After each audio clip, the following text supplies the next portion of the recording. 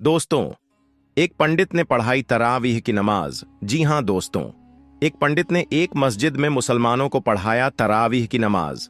आज की इस वीडियो में जानेंगे कि एक पंडित कैसे हाफिज कुरान बन गया और मुसलमानों को तरावीह की नमाज पढ़ाई। आज की यह वाक्य यकीनन बहुत ही प्यारी है और यह वाक्य आपको पसंद भी आएगी। पूरी वाक्य को इस वीडियो में जानेंगे, तो बस आप इस वीडियो में आखिर तक बने रहे। और यदि आपने अभी तक हमारे इस चैनल को सब्सक्राइब नहीं किए हैं तो चैनल को सब्सक्राइब जरूर करें और साथ ही बेल आइकन को भी जरूर दबाएं ताकि आने वाले नए वीडियो का नोटिफिकेशन आप तक सबसे पहले पहुंच सके। तो चलिए आज की इस वाक्य को शुरू करते हैं। शाबान की तारीख थी। रामपुर की शाही जामा मस्जिद में तरावीह पढ़ाने के लिए कोई हाफिज कुरान नहीं मिल रहा था। इमाम साहब परेशान थे। पूरा इलाका ढूंढ लिया लेकिन कोई हाफिज नहीं मिला। इमाम साहब चिंतित थे कि अब क्या किया जाए। अचानक ख्याल आया कि वक्त के कुतुब आरिफे बिल्लाह हाफिज जमालुद्दीन नक्शबंदी अलैहिर्रहमा हैं। इमाम साहब ने सोचा कि चलो उन्हीं के पास चलते हैं। इमाम साहब ने अपनी परेशानी उनके सामने रखी। इमाम साहब बोले, हुजूर, आज शाबान है, चांद हो जाएगा तो तरावीह होगी, लेकिन कोई हाफिज कुरान नहीं मिल पाया है। तरावीह कैसे होगी? जमाल उल औलिया ने थोड़ी देर तक सिर झुकाए रखा और फिर बोले, मौलाना जा, आज तरावीह नहीं होगी। इमाम साहब ने कहा, हुजूर, आज 2 तारीख है, चांद हो तो तरावीह होगी। जमाल उल औलिया ने फरमाया, मौलाना, आज चांद निकलेगा ही नहीं। इमाम साहब वापस लौट आए।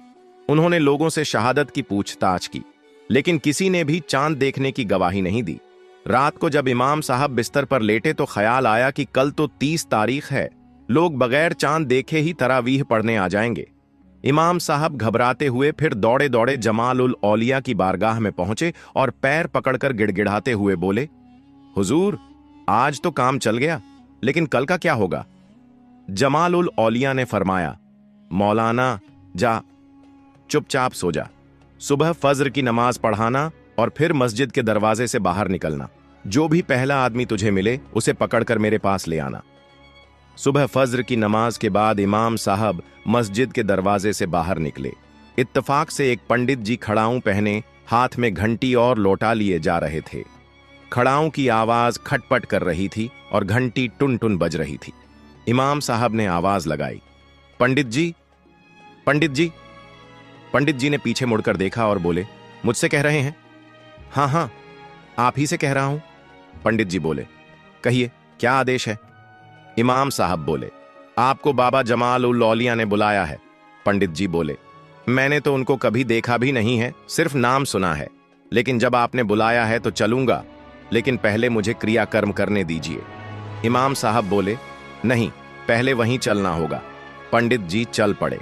जैसे ही वह जमाल उल औलिया के पास पहुंचे, औलिया हंस पड़े और बोले, पंडित जी आ गए? जी हां हुजूर, पंडित जी ने जवाब दिया।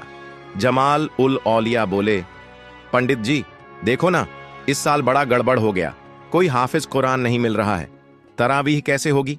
इसलिए मैं चाहता हूं कि आप ही तरावीह पढ़ा दें। पंडित जी घबरा गए और बोले, हुजूर, मैं तो पंडित हूं, मुझे तो पहला कलमा भी याद नहीं है, ये 30 पारा कुरान के अध्याय कैसे सुना पाऊंगा? जमाल उल औलिया बोले, पंडित जी हिम्मत करो, हिम्मत करना तुम्हारा काम है, पढ़ाने के लायक बनाना मेरा काम है। जमाल उल औलिया ने पंडित जी से पूछा, नहाकर आए हो? हां, पाक पवित्र हूं। तो आओ, मेरे पास आओ। जमाल उल औलिया ने पंडित जी की बाहों में अपनी बाहें डाल दी, सीने से सीना सटा दिया और आंखों में आंखें डाल दी। फिर बोले, पंडित जी, जब बाहों में बाहें डाल दी, सीना सटा दिया और नजरें मिल गईं, तो अब पूरी ताकत से पकड़कर मुझे दबोच लो। पंडित जी ने ऐसा ही किया।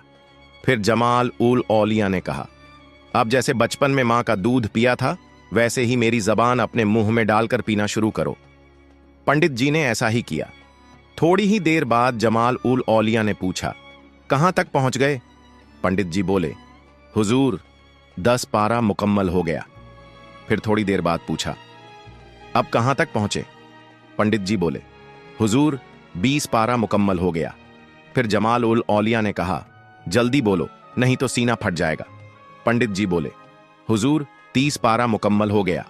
तो इस तरह से एक पंडित ने पूरा 30 पारा कुरान को मुकम्मल किया और हाफिज ए कुरान बन गया।